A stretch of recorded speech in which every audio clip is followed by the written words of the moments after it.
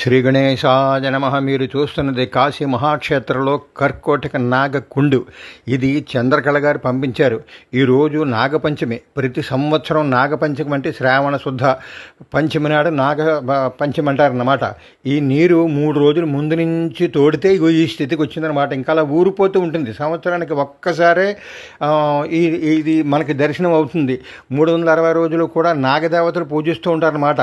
అందుచేత ఈ దర్శనం చేసుకుంటేట సమస్తమైనటువంటి పాపాలు పోయి, సంతానం కలిగి, కాలసర్పదోషాలు పోయి, గర్భదోషాలు పోయి, ఉన్న సంతానం వృద్ధిలోకి వస్తుందని చెప్పేసి కాశీఖండం 66 లింగ పురాణం 6వ అధ్యాయంలో రాశారు. నేను రాసిన పుస్తకం మీ దగ్గర ఉంటే 119వ పేజీ చూడండి. అందులో దీని గురించి రాశాను. 1-2 సార్లు చూడండి. మళ్ళీ సంవత్సరం దాకా మనకి ఈ అదృష్టం రాదు రాదు రాదు. ఒక్కరోజే నాగపంచమి నాడే తెరుస్తారు. అదిగో ఎంత లోతు అనమాట. సుమారు 150 అడుగులు లోతులో ఉంటుందన్నమాట లింగం. నీరు ఊరిపోతూ ఉంటుంది. గబగబా పూజారులు పూజ చేసేస్తూ ఉంటారన్నమాట.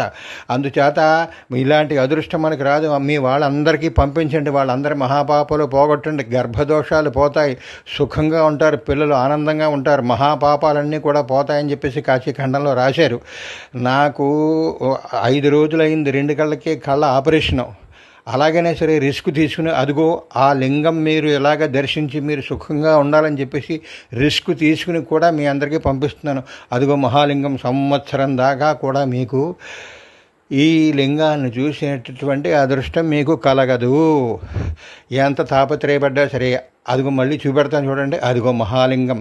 కర్కోటక దమయంతి నలమహారాజా ఋతుపర్ణ అని ఎవరైతే రోజు 11 సార్లు అనుకుంటారో కలి ప్రభావం ఉండదని చెప్పేసి పెద్దలు చెబుతూ ఉంటారు.